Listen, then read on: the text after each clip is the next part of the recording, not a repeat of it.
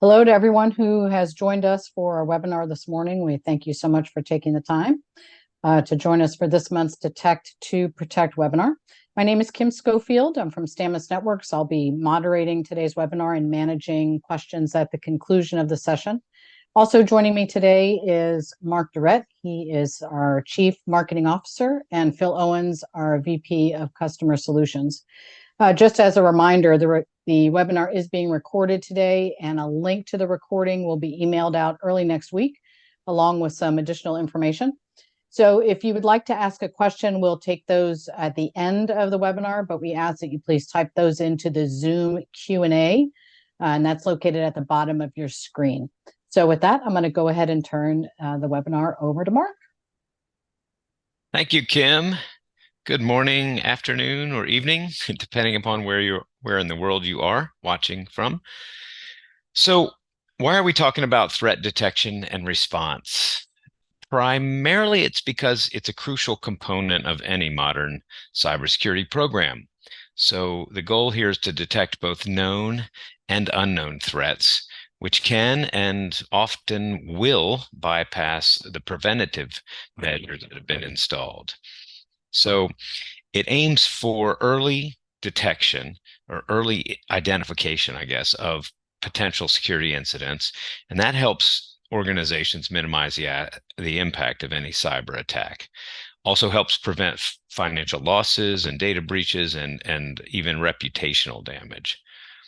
The other important thing is that it helps with a rapid or swift incident response that helps organizations mitigate risk and neutralize the attack and really get back to normal, create sort of a resilient organization, and also sort of minimize any data exfiltration that takes place during a breach. And finally, threat detection and response can help organizations demonstrate their compliance with security frameworks. And for example, the cybersecurity framework from the United States-based National Institute of Standards and Technologies, or NIST, that provides a set of guidelines for all organizations to manage and reduce cybersecurity threats. And so you can see that here, detection and response really comprise 2 out of the 5 areas that the NIST standard covers. So next slide, please. Yeah, so with a modern threat detection and response system, we're hoping really to address some of the shortcomings of the existing systems that we may have deployed, like antivirus or host intrusion detection or network intrusion detection systems, network security monitoring systems, log management systems, et cetera. And so, what really the challenges that are faced by organizations that have been deploying that legacy infrastructure are really they're living with limited visibility and context, often are riddled with high false positive rates, and they're missing a number of really important threats. Oftentimes there's inability to detect certain kinds of threats, and they feel in the end more reactive than proactive. So that's sort of some of the limitations. And if you don't mind switching to the next slide, Phil. Should be there. Okay, oh, yeah, okay, great. So on today's webinar, Phil Owens, my colleague, he'll be exploring this crazy acronym soup that's been created around the DR, EDR, NDR, and XDR. He'll set the record straight on some definitions of these categories, outline the primary use cases for each of them, and highlight some of their limitations. And finally, he'll try to put it all together and offer some practical guidance on things you can consider when evaluating solutions. Now, I mentioned the DR soup. There's a couple of newer detection and response sort of categories that we're not going to be talking about today. We're not going to be talking about a managed detection and response service. We're not going to be talking about managed extended detection and response services, or one of the newer sort of niches that's recently popped up around cloud detection and response. So with that, I'll hand it over to Phil. Excellent. Thank you very much, Mark, and thanks for that intro, and thanks for the intro, Kim. So appreciate that. So let's get started. We're talking about EDR, or endpoint detection response, network detection response, extended detection response. So all these different EDRs, NDR, XDR. And we're going to jump right into the EDR portion, or the endpoint detection response. So the first thing that we need to do when we jump into that is to actually decide or define what an endpoint is. So you can see here, an endpoint is any device that connects and communicates with the network. So any device that connects and communicates with the network. So most people think about an endpoint, they think about a laptop, a desktop, servers can be lumped into that. But then you start to realize that tablets and mobile devices and even smartwatches, thermostats, so IoT devices, you can see here the list is really long, things that can be considered an endpoint. So just for the sake of having a definition, what is an endpoint? That's what we're doing here. And then the next slide I have here is the purpose of an endpoint. What is it, right? What is an EDR solution? EDR systems provide real-time monitoring, threat detection, and incident response capabilities by providing centralized monitoring and control of the network or hosts. By continuously collecting and analyzing endpoint telemetry data, EDR solutions can identify malicious activity, right, with indicators of compromise and potential security incidents. EDR's solutions evolved from antivirus. So just to add to the acronym soup, now I believe antiviruses go by the name of EPP, or endpoint protection, right? So an endpoint protection program. But they have gone beyond the legacy antivirus by leveraging advanced techniques like behavior analytics, as well as machine learning and anomaly detection, to be able to detect and respond to threats. These solutions monitor various endpoint activities like file executions and manipulations of files. Some of them even include file integrity monitoring, registry modifications, and network connections, running processes, user behaviors. All of that can be handled. To identify signs of malicious behavior or suspicious activities, EDR solutions can detect both known and unknown threats, utilizing some of those advanced capabilities, including malware infections, advanced persistent threats, and insider threats. There is something that I want to put into the how here, and that is a set of agents are installed on endpoints or hosts with a central analytics server that's also a lot of times also the management system. Sometimes they'll have a separate analytics server, with a management system, but most of the time those are combined into a single user interface. Now, some of the unique capabilities that EDR provides, they offer advanced detection and real-time incident response, that centralized management from the UI we were just talking about. Some of those tools also include threat hunting and compliance and reporting tools. But EDRs themselves also have some really unique capabilities like the endpoint visibility. And this is really where I think detection and response, the whole DR part plays pretty well, is about visibility. And we get deep visibility with an EDR into endpoint behaviors, processes, network connections, providing really valuable insights for security analysts and forensic investigations. The rapid threat remediation that Mark had mentioned, by utilizing a threat detection and response solution, because they offer the ability to shut down or quarantine individual endpoints. Some EDR solutions also have host intrusion prevention built into the solution, so you can actually trigger network stoppage on certain IP addresses or indicators of compromise. Can be done directly from the EDR itself. So really rapid response from that perspective, and allowing for the mitigation and remediation, just to be able to mitigate the impact and reduce the time to recovery.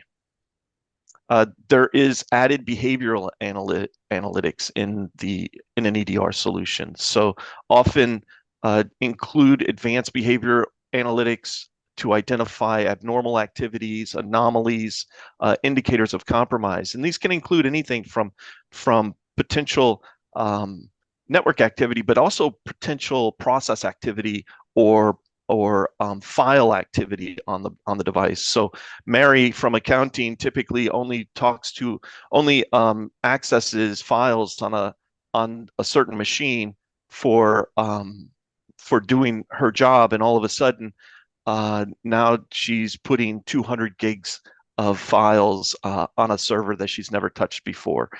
These are some of the things that can actually be detected if that EDR is installed on that server, for instance, where the files are being modified or copied to, right? So that's some of the behavioral analytics. EDR is really good at giving forensic forensic data, I would say. The EDR facilitates this with specific in-depth endpoint forensic data. Security incidents are helped along with this data. So you can do anything from grab memory dumps, process trees.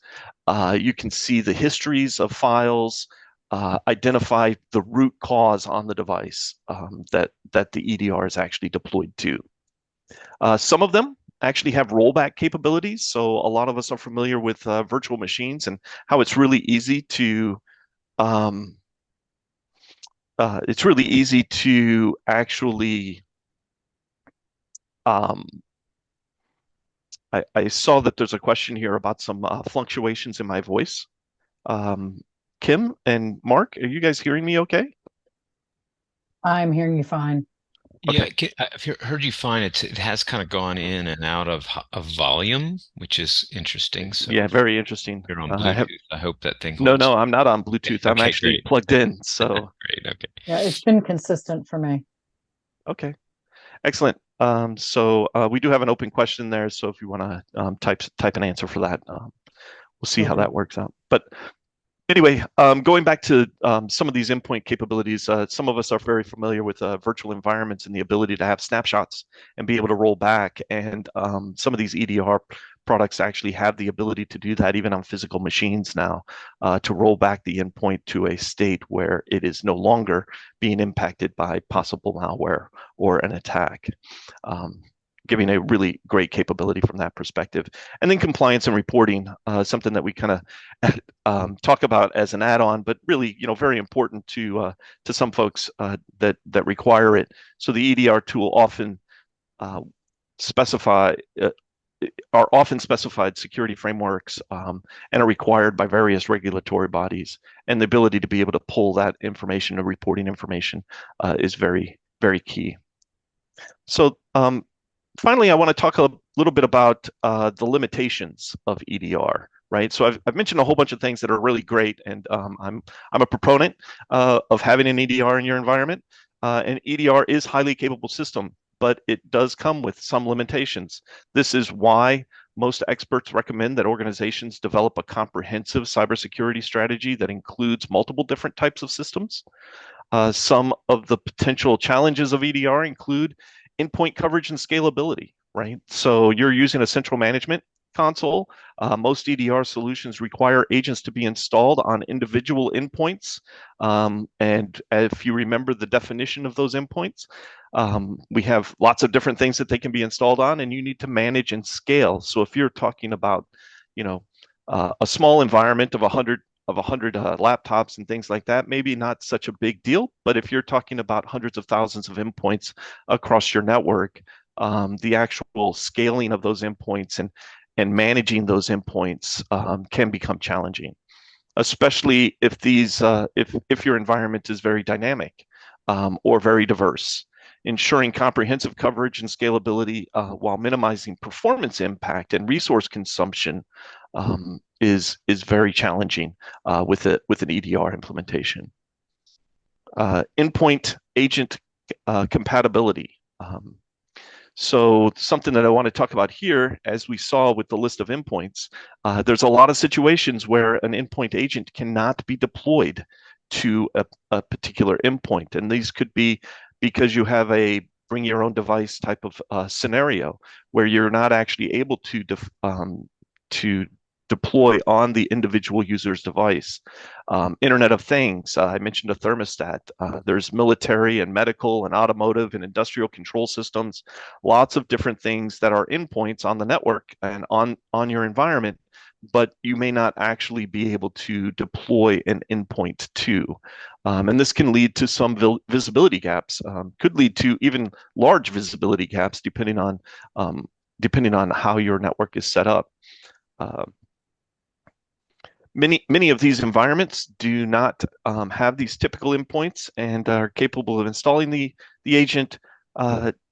And in these situations, the organization must look towards other threat detection and response systems, such as the next one that I will talk about, which will be NDR. All of our detection and response solutions, they kind of suffer from or can suffer from false positives and alert fatigue. So just depending on how they're tuned, right? So EDR systems generate alerts based on suspicious or anomalous activities detected on an endpoint. However, sometimes these alerts can be false positives, right? And definition, just real quick, of a false positive is basically anything that is determined to be a threat by the solution, but actually isn't for you. There's also the idea of a false negative, something that isn't actually isn't being determined by the tool, by the detection and response tool to be a threat. So you're not seeing it, it thinks that it's just okay. Dealing with these high volumes of false positives can lead to alert fatigue, where security teams may become overwhelmed and potentially miss genuine threats amidst the noise. Performance and user impact. So probably the biggest complaint that your users are going to give you when you deploy another agent on their system, or when you give them their system, hey, this thing's running slow. Why is it running so slow? This should be a high-powered machine.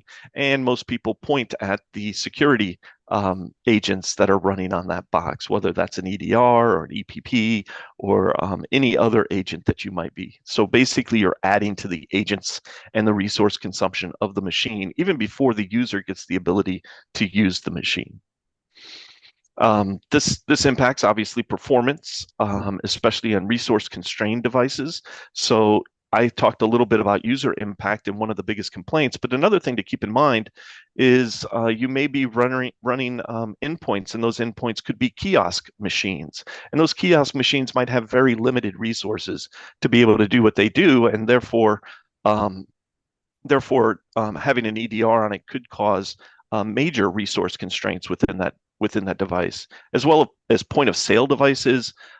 Typically are meant for a single purpose, and having an EDR agent on them can cause latency or compatibility issues, and just finding a balance between security monitoring and minimizing disruption to end user experiences is just really a challenge. Another thing that we want to keep in mind is privacy and endpoint protection, because EDRs do collect a lot of data, just a lot of data from the endpoint itself. They can raise concerns related to privacy and data protection, especially if you're in some countries where the privacy policies are much more strict than those where I'm located, which is in the United States. So just keeping that in mind. You just need to ensure that you have the proper data governance and privacy policies in place to handle the sensitive information, and balancing the need for visibility and security with privacy requirements and regulatory compliance is a challenge that organizations must address when implementing an EDR. Skills and resources. EDR systems generate a vast amount of endpoint data that required skilled security personnel to analyze. Now, it will give you some detections, right? So I'm not going to say you have to know all of it. A lot of them, their marketing is telling you, and in a lot of cases, it's true that they're going to deliver information to you that is actionable. However, there is a lot more data that is handled, and with the hunting capabilities of the product, you're going to need trained professionals with expertise to interpret those EDR alerts and understand when and why I might need a memory dump from a machine or the histories of a file from that machine to be able to perform any forensic analysis. And quite honestly, an EDR is probably is a very good forensic analysis tool. The shortage of these skilled cybersecurity professionals and costs associated with building and maintaining a capable security team can pose challenges when maximizing the value of the EDR system. Addressing these challenges requires careful planning, adequate resources, resource allocation, as an ongoing optimization of EDR deployments, providing the organization should definitely consider all of these limitations when implementing an EDR solution and develop strategies to overcome them for successful threat detection and response capabilities. The most proactive organizations, as mentioned before, seek to fill gaps in EDR and visibility coverage with coverage from other systems, right? So just keeping that in mind. The next place where I'm going to move is to network detection and response. I am going to say this out loud. Mark might run across the hall and beat on me a little bit, but I am going to say full disclosure. We are an NDR company, Stamus Networks, so I just want to point that out. But the purpose of this call is not to be a sales pitch, so I don't plan on trying to sell you anything. I'm going to give you just real detailed information on what the purpose of an NDR is and the same limitations that we talked about from an EDR and as we move into XDR, for instance. So network detection and response, its focus is on monitoring and analyzing network traffic to identify and respond to potential threats. NDR solutions are designed to detect malicious activity, anomalies, and indicators of compromise within network traffic in real time. By leveraging machine learning, behavioral analytics, and signature-based detection techniques, NDR can identify and mitigate a wide range of network-based threats, including malware, infections, unauthorized access attempts, data exfiltration, lateral movement, policy violations, as well as anomalies and other suspicious network behaviors. What sets NDR apart from the other threat detection and response systems is its specific focus on network traffic analysis. While endpoint detection and response systems primarily monitor and analyze activities on the inside of an individual device, like processes executing and files and all of the pieces that are part of that device, NDR solutions focus on the network layer to gain a comprehensive view of the organization's entire digital infrastructure. NDR systems extract and analyze network packets, flow data, and metadata to identify potential threats and anomalies, providing valuable insights into network-based attacks. Additionally, NDR differs from legacy intrusion detection systems and intrusion prevention systems by adopting a more proactive and intelligent approach. NDR solutions go beyond the simple rule-based detection and signature matching by leveraging the advanced analytics, like we mentioned just a minute ago, of machine learning algorithms to detect sophisticated and evasive threats that may bypass traditional security measures. EDR systems can provide deep visibility into network traffic, discover unknown threats through anomaly detection, and perform behavioral analysis to identify malicious patterns. Ultimately, by leveraging the network, NDR systems provide a comprehensive view of the infrastructure to identify attacks, which is vital for the effective detection and response. Now, I want to talk about a couple of approaches that NDR take, right? One approach is what we call the DPI approach, or the deep packet inspection approach to NDR. And what this requires is a network probe that's actually sniffing the traffic on the network. Typically, this is through a mirror port, a tap, a packet broker to passively receive all the traffic to generate the data that is required, right? And then it uses this to feed the detection engines, the the deep packet inspection. And in doing so, it can extract files, flows, packets, and metadata from the actual traffic on the network. Another approach that is used by a lot of NDRs is what they call a flow approach, or what we call a flow approach, right? So you got centralized analytics engine that's working on network flow records. The devices, so various network devices can actually generate this flow and deliver that data into this central analytics engine. And this applies various algorithms to detect specific activity or suspicious activity across the network, utilizing the data that can be received from the different flow records that are delivered. So hopefully that makes a little bit of sense on a couple of the how or approaches to network detection and response. So some of the unique capabilities of network detection and response, or NDR, like EDR, NDR can provide advanced threat detection and anomaly detection. But unlike it, it's doing passive monitoring of the network. So NDR systems are non-intrusive, inspecting a copy of network traffic from a packet broker or mirror port.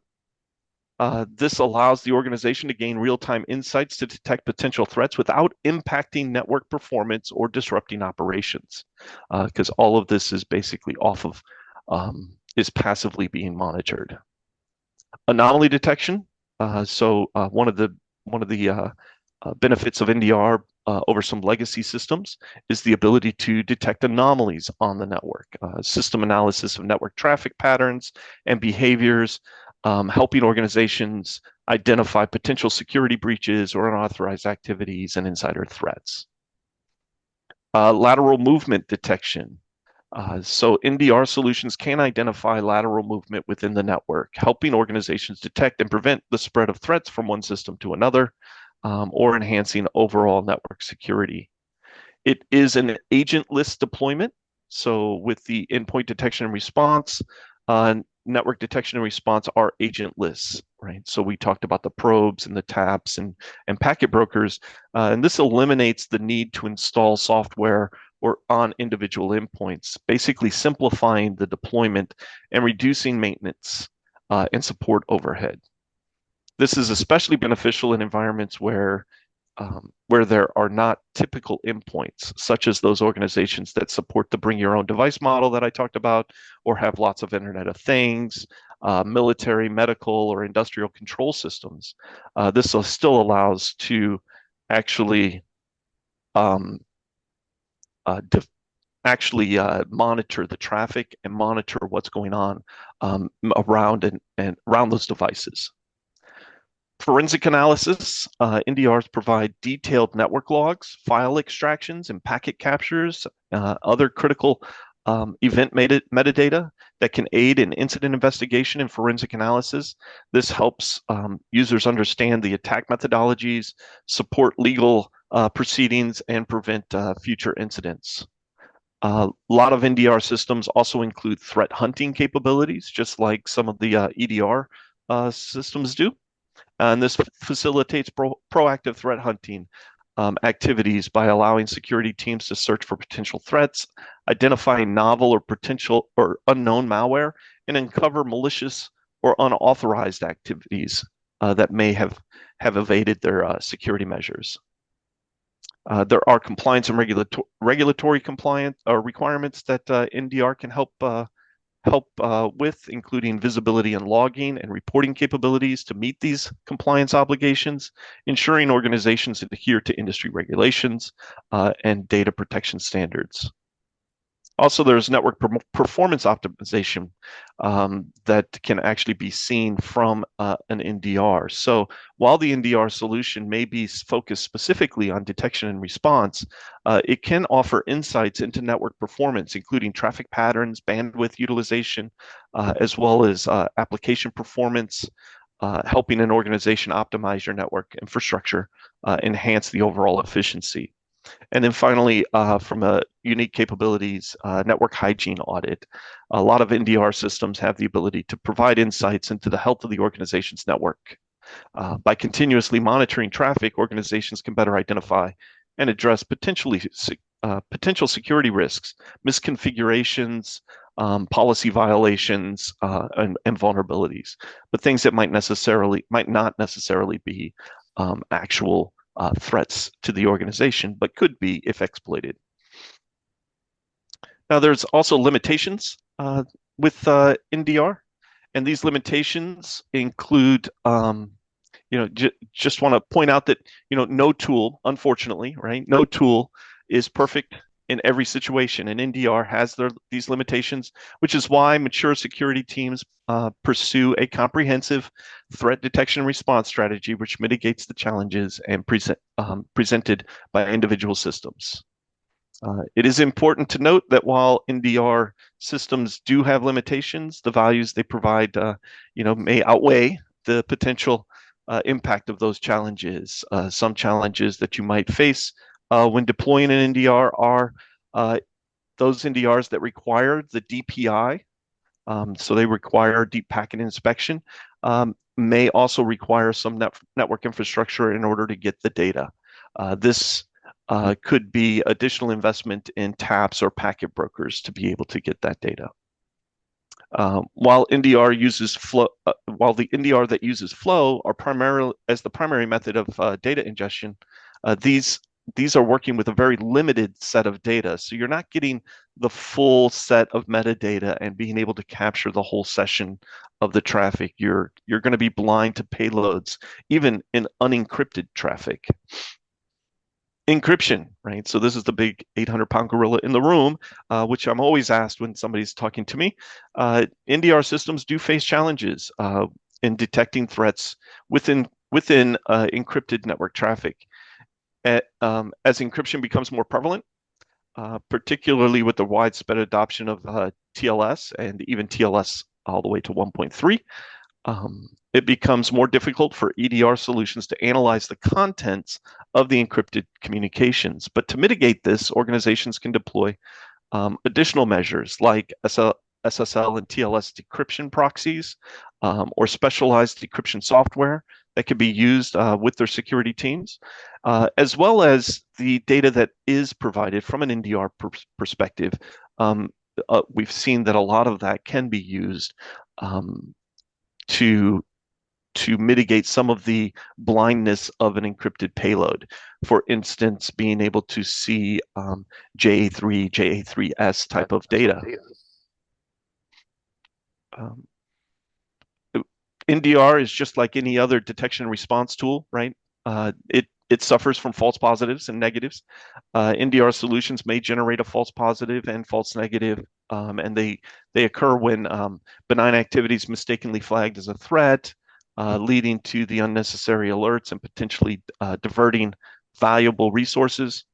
False negatives, on the other hand, occur when a threat goes undetected, and this would pose a risk. So fine-tuning NDR systems to minimize false positives while maintaining high detection accuracy can be challenging, though some modern systems like the Stamus security platform provide some solutions to this problem as well, right? So again, that would be a plug, if you will, right? Scalability and performance.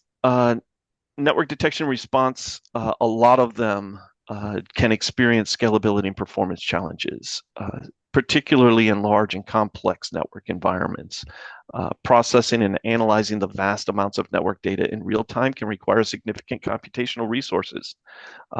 There are network detection response systems capable of handling high network traffic volumes. So it is imperative that an organization seek a solution that can handle their specific performance requirements. Like with any tool that does detection, there are the risks of what we'd already talked about. I guess I didn't change that. And limited, I want to mention the limited endpoint visibility, right? So network detection primarily focuses on monitoring and analyzing network traffic. While it provides insights into network-based threats and behaviors, it offers limited visibility into the endpoint itself, such as individual devices and user activities on those devices.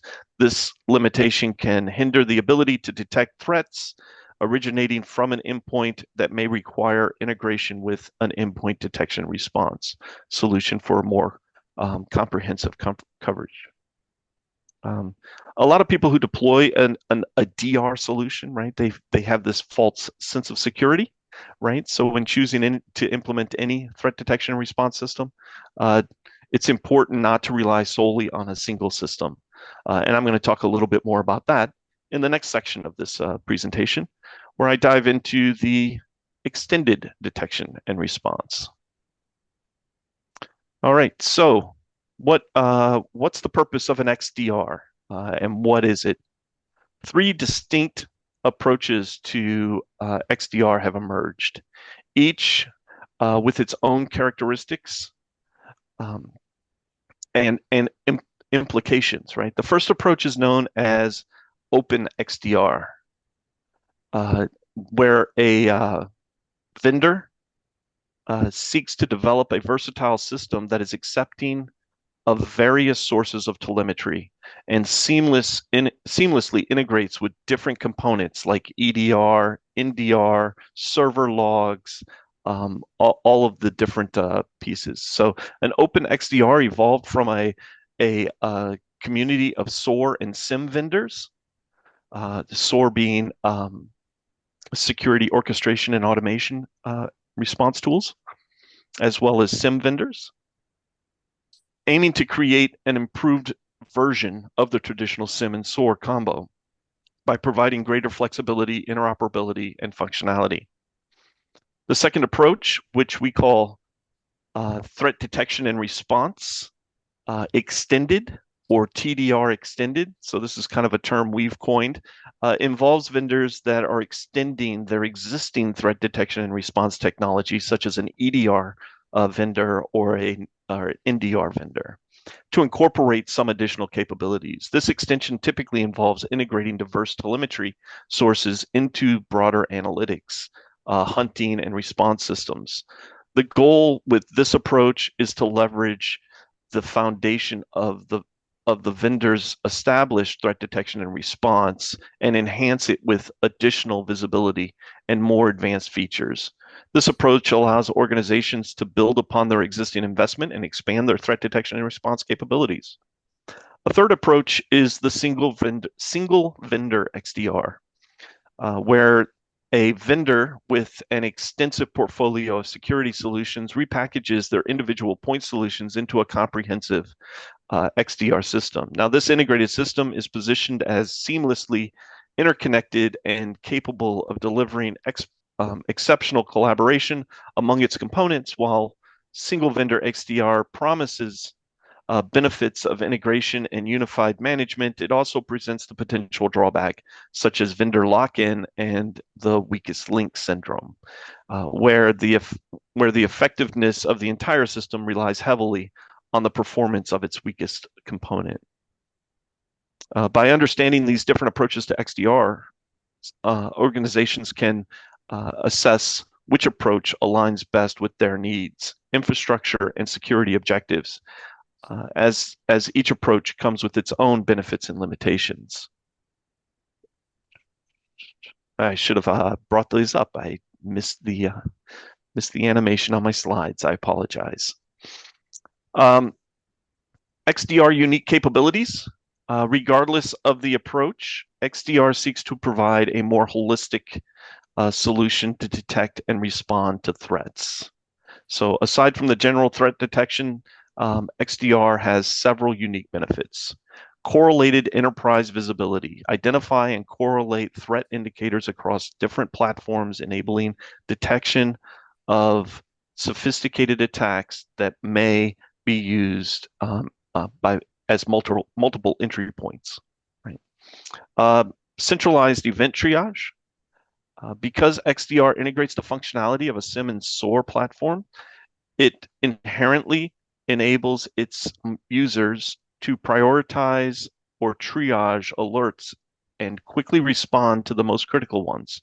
Most XDR vendors assert that their platforms help security teams reduce the noise of alerts by correlating and prioritizing, a high volume of alerts events into a smaller number of more actionable ones.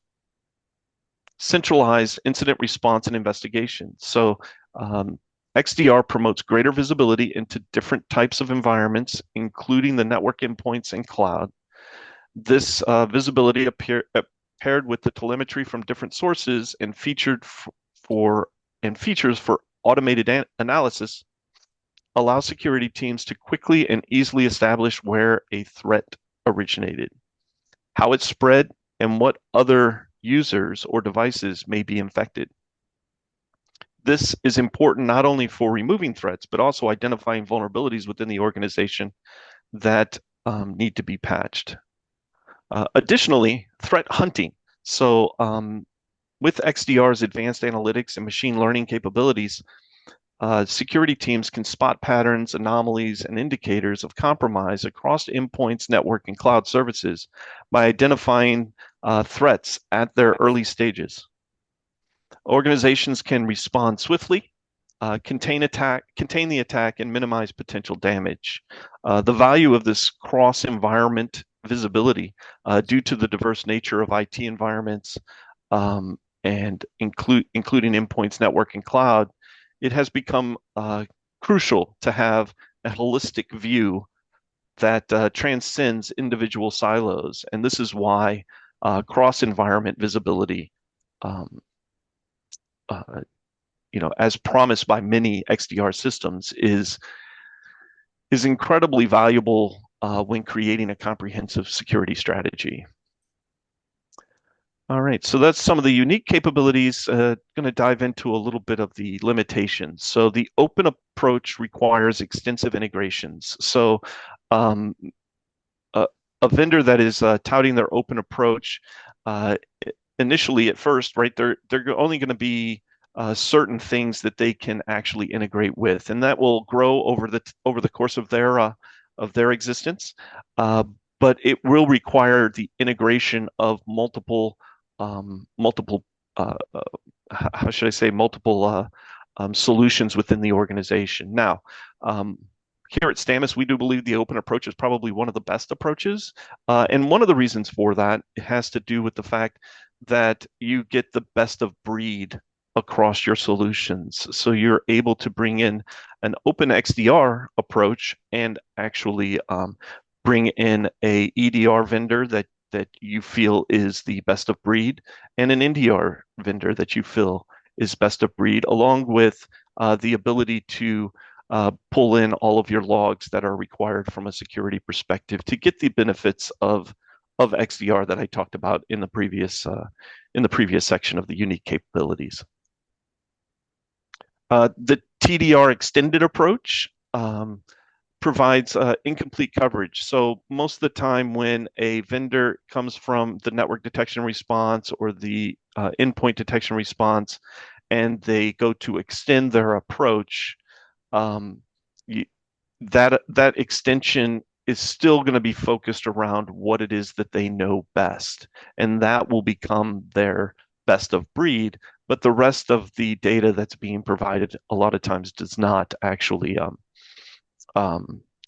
correlate into complete coverage within the system, right? And depending on how they're delivering that information, you may not be getting the ability to add deep packet inspection for an EDR extended approach. For instance, maybe all they'll be able to take is flow records. So it's something to keep in mind as you're looking at this TDR extended approach. A single vendor approach, right? There's no access at all to best of breed.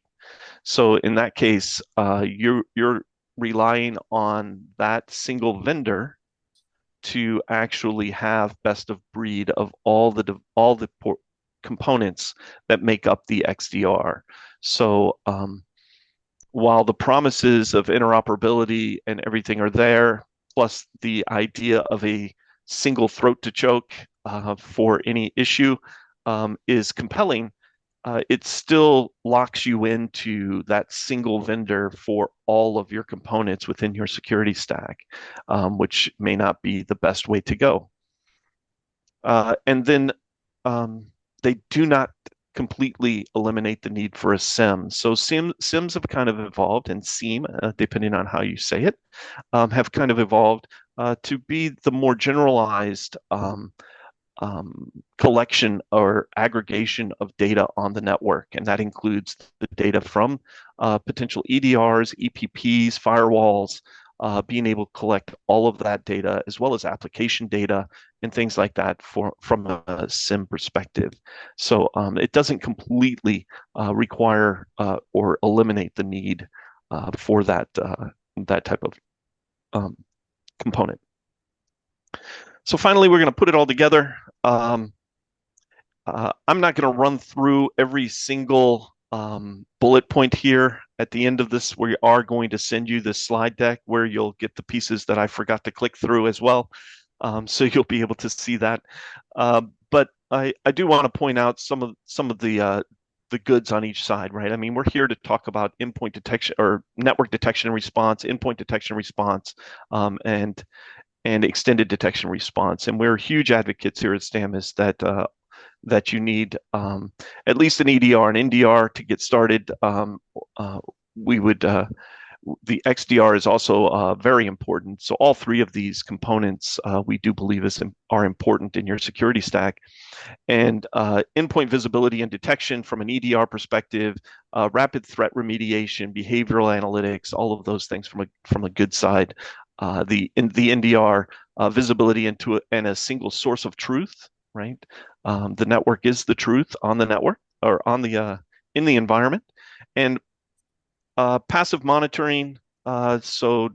Alleviating some need for agent or all need for agent deployments, as well as lateral movement detection and complete view of the crime scene, if you will.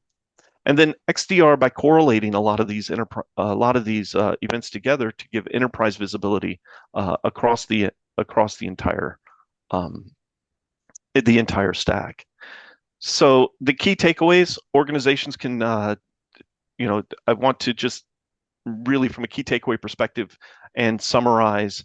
To enhance threat detection and response capabilities, organizations should consider the following: adopt a comprehensive and integrated approach to cybersecurity, leveraging multiple layers of defense and integrating various threat detection and response systems to achieve maximum coverage and visibility. Prioritize ongoing evaluation of security systems to ensure they remain effective against the evolving threats. While incorporating all three of these, organizations can achieve nearly complete coverage, even with just EDR and NDR. But XDR can extend that visibility and simplify response by consolidating the orchestration and availability and and automating some of the response with a lot more of the telemetry that's available to it and its remediation mechanisms. So with that, I'm actually going to turn this back over to Mark so he can talk a little bit about Stamus Networks, and we'll take it from there. Hey, okay, great Mark. stuff. Yeah, thanks, Phil. So while Phil mentioned that we're not here to sell you anything today, I do want to take just a minute to introduce you to Stamus Networks. And I'd be remiss if I didn't. Some of you may not know much about us, and so just give me a second or two and I'll introduce you to us. So we're a 9-year-old company with headquarters in Indianapolis, United States, as well as Paris, France. And we've got offices in 8 different countries. And we're really focused on helping enterprise security teams know more and respond sooner with the knowledge and the insights that can be gathered from cloud and on-premise network activity. So we were recently recognized by Gartner in their recent 2022 and then 2023 NDR market guide. And our roots are firmly planted in the open source community, and we are in particular, Suricata. If you're not familiar with that, you can check that out at suricata.io. And that's the leading open source network security engine. And in fact, our high performance network based threat detection and response system is actually built on top of Suricata. And that's helping enterprise network security teams around the world protect their organizations. Some of the most targeted organizations in the world. And you can see some of these central banks across the world, insurance service providers, financial institutions, managed security service providers, et cetera. And industry, and actually even an industry-leading cybersecurity vendor uses our system to safeguard their production network. So that's a little bit about Stamus. If you could go to the next slide, please, Phil. I mentioned earlier that we got our start in open source solutions. In fact, our company is considered the world's leading expert in Suricata-based network security. And as such, our team's been working with Suricata since 2009. It's contributed, like 10 times more to the Suricata code base than any other organization outside the development team associated with the governing body. Our commercial solution, the Stamus security platform, is in fact an advanced network-based detection and response system, or NDR. And I think Phil hinted at that pretty clearly earlier. And it's deployed around the world, and it is based on Suricata. And finally, when we're talking about open source, our team has made a substantial number of contributions to the Suricata community, both in terms of educational materials and numerous open source tools that we've developed and made available to anyone who's interested. So next slide, please, Phil. Yep. So real quick on the solution, the Stamus security platform, it consists of two different components. So one, the first component is one or more network probes that are deployed in the network, and you can see those at the bottom of this diagram. The probes can be deployed throughout the network, where they passively monitor the network traffic, do or perform deep packet inspection on that live traffic for the purposes of automated threat detection and evidence collection for threat hunting and incident response. Most of our customers use a network tap, packet broker, or a mirror port to send a direct copy of their network traffic to these probes.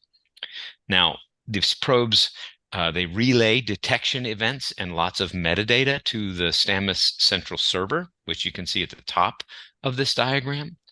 And the central server aggregates the security events from the probes and performs another layer of detection and event triage, and serves as a user interface for integration point to other elements in your security stack.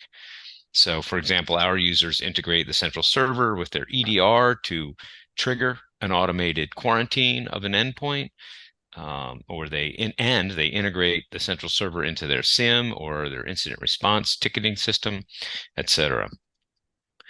Both the probe, it's important to note really that both the probe and the central server software can be deployed on premise or in the cloud, or both, and they may be deployed on bare metal or virtually. So next slide, please, Phil. Last one of these, and we'll wrap this up. With the Stamus security platform, what our organizations that are using it are getting is a complete network-based threat detection and response system, and that's because at Stamus we combine the best elements of a modern NDR, which Phil just talked a lot about, with the complete functionality of legacy intrusion detection system and legacy network security monitoring tools. And we believe that we've solved for most of the limitations that Phil covered in the NDR section of his material earlier, including dramatically reducing and or eliminating the concern about false positives. We didn't really talk much about this, but we have super high fidelity detection capability and notifications that we call declarations of compromise, which represent a serious and imminent threat to your organization. But we back all of that up with evidence. And so overall, you get greater visibility to threats and activity. Our customers are the elite defenders, these experts. They demand transparency in terms of detections. They want to know what triggered this event, and they want to be provided with substantial amount of evidence. And so that's a really important element of this tool. And One of the other things, because of the suricata roots that we come from, our Stamus Central server can be deployed with not only Stamus security network probes, but also with native suricata sensors. So we can help organizations that sort of did a do-it-yourself suricata deployment. We can help them transition from their home-built suricata deployments into one that's fully supported, commercialized, and is certainly supercharged in terms of its capabilities. The other really important thing that these elite defenders require is openness and extensibility. We talked about integrations earlier with things like EDR and XDR, but our expert users want to have control over their threat detection and response system. They want to be able to augment the built-in detection that, for example, our threat researchers have put together with third-party threat intelligence and detections that they develop themselves. So we provide that capability, and it is designed to easily integrate into your tech stack. So EDR, XDR, SIEM, SOAR, incident response, et cetera. And this is really built for enterprise scale operations. It does scale from small standalone system to multiple sites, multi-100 gigabit deployments, for example, and we're deployed in some of the world's largest organizations. One of the other really important things that many of our highly targeted, very regulated organizations really appreciate is that the deployment options that we offer include non-SaaS applications. So you can ensure, for example, you can deploy the central server and analytics console in your environment so that you're not shipping logs from the probes, up into some third-party organization that you don't really have any control over. So that's a really important benefit that a lot of our highly regulated customers care about. So that's all I'm going to talk about relative to Stamus networks. We do have a few resources to share with you that we hope can give you a better handle on all this threat detection and response stuff. All the attendees here, we're going to follow up with an email in a couple of days with a very fresh, hot off the press. In fact, it's not quite finished yet, white paper that we'll give you a link to download. But it helps put all of this information about EDR, NDR, and XDR back into context. And you'll have access to that shortly. And then Stamus Network's website's a great resource. We've got over 200 blogs, tons of white papers, videos, tech briefs, etc., and at least 6 or 7 articles specifically talking about these particular threat detection and response tools that we've talked about today.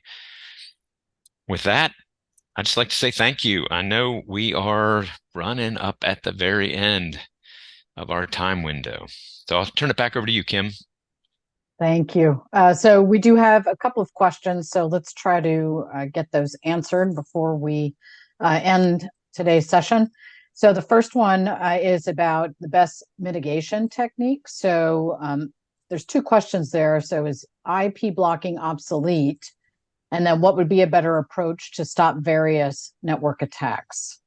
So I would say that IP blocking, while a lot of people would say is probably obsolete, it is not. It's basically a foundation type of way. So you're going to utilize indicators of compromise, and those are going to be IP lists. They're going to be domain lists. They're going to be different kinds of lists from an indicators of compromise perspective. So IP blocking is definitely not obsolete, but is more of a foundational. So as far as a better approach, I mean, utilizing that and trying to utilize a multi-layer network approach for various networks attacks. So make sure your tool can generate JA3s and JA3S hashes to be able to help block or mitigate network attacks on TLS data. Things like that, as well as the newer machine learning and anomaly detection to be able to help correlate and automate some of the responses that you're going to make from a network perspective. So again, going back, answering, IP blocking is not obsolete. It's foundational.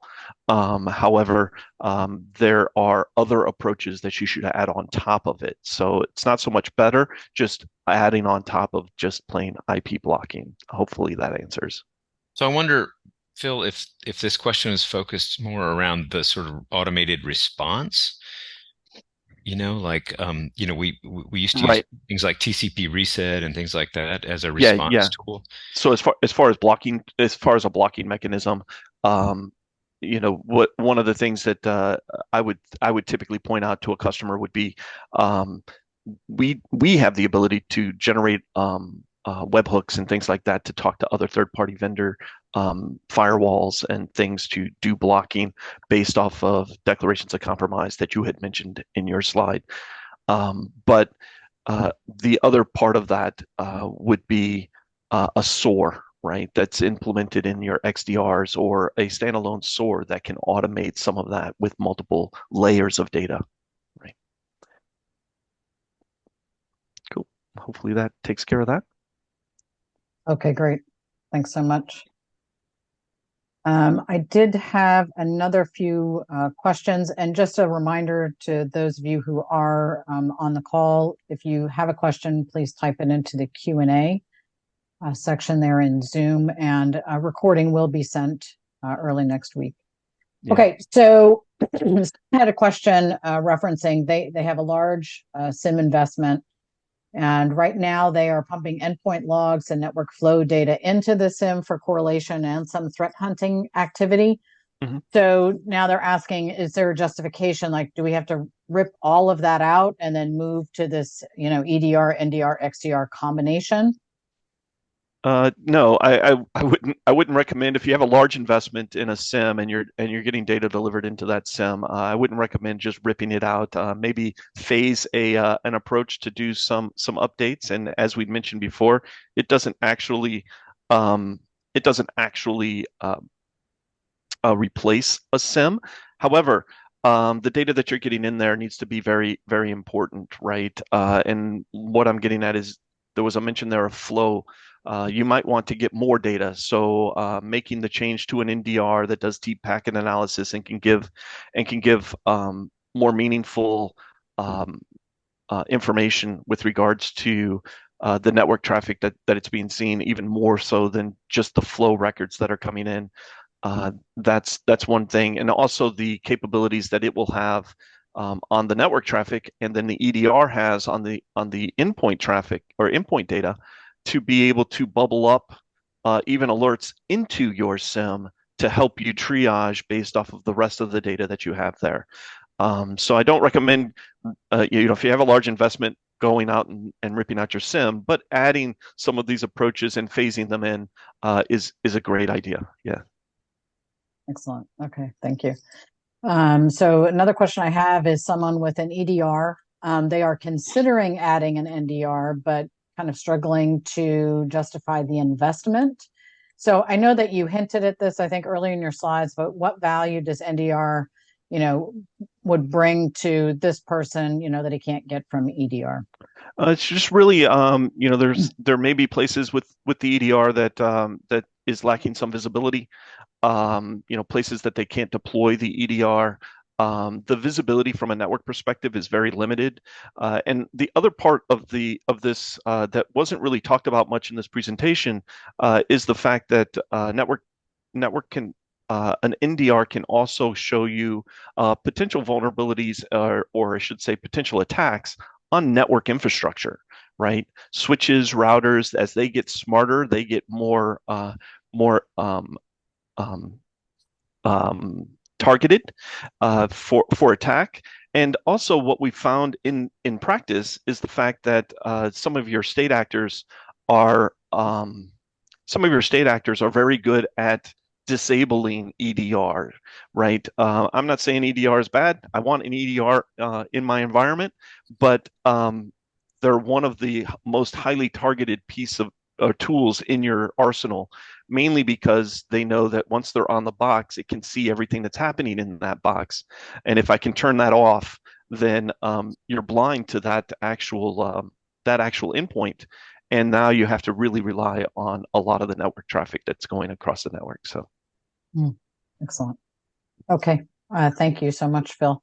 Well, we are over a little bit on time, so I'm going to go ahead and close things out. Just a reminder again, everything has been recorded, including the questions, so that'll be sent out to you early next week with that white paper that Mark mentioned, along with some links to some of the resources that we have for you. Thank you again for taking time out to join us. If we missed any questions, we will absolutely reach out to you and follow up. All right. So thanks so much, everyone. Thanks, everyone. Thank you. Thank you Bye-bye. very much.